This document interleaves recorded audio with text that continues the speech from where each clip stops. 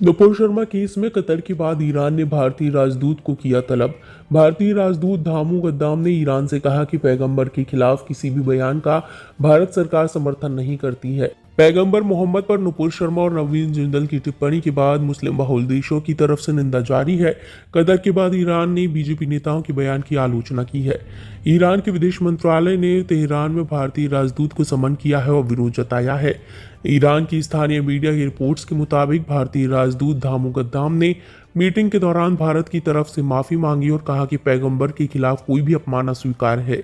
उन्होंने कहा कि इस तरह के बयान का भारत सरकार समर्थन नहीं करती है।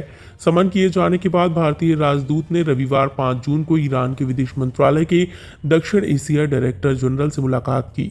इस दौरान उन्होंने कहा कि भारत सरकार सभी धर्मों का सम्मान करती है। राजदूत ने यह भी कहा कि अपमान करने वाले व्यक्ति की भारत सरकार में कोई जगह नहीं है और टिप्पणी के बाद उन्हें उनकी पार्टी से भी निकाल दिया गया। ईरान ने भारतीय राजदूत को तब तलब किया है जब अगले हफ्ते ही ईरान के विदेश मंत्री हुसैन आमिर अब्दुल्लाह भारत के दौरे पर आने वाली हैं। अब्दुल्लाह की पहली भारत यात्रा है। भारत के साथ ईरान के अच्छे व्यापारिक संबंध हैं। इसके पहले 5 जून को कतर ने भी पैगंबर मोहम्मद पर टिप्पणी को लेकर भारतीय राजदूत को तलब किया था। कतर के विदेश मंत्रालय ने राजदूत डॉक्टर दीपक मित्तल को एक आधिकारिक नोट दिया है जिसमें कहा गया है कि पूरी दुनिया में अब 2 अरब से ज्यादा मुसलमान पैगंबर मोहम्मद की शिक्षाओं का पालन करते हैं।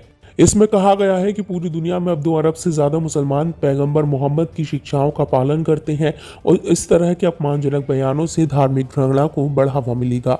इसके अलावा कतर स्थित भारतीय दूतावास ने एक बयान जारी किया जिसमें कहा गया कि भारत के राजदूत ने कहा कि इस तरह के ट्वीट किसी भी तरह से भारत सरकार के विचारों को नहीं दर्शाते हैं।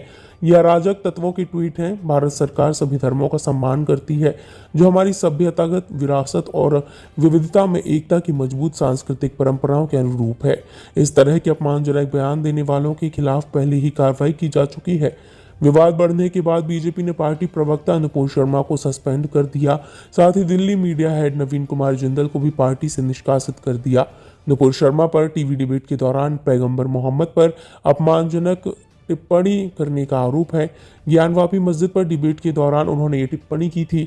वहीं नवीन कुमार जिंदल ने 1 जून को पैगंबर पर एक ट्वीट किया जिसके बाद उनके खिलाफ कार्रवाई की मांग उठने लगी।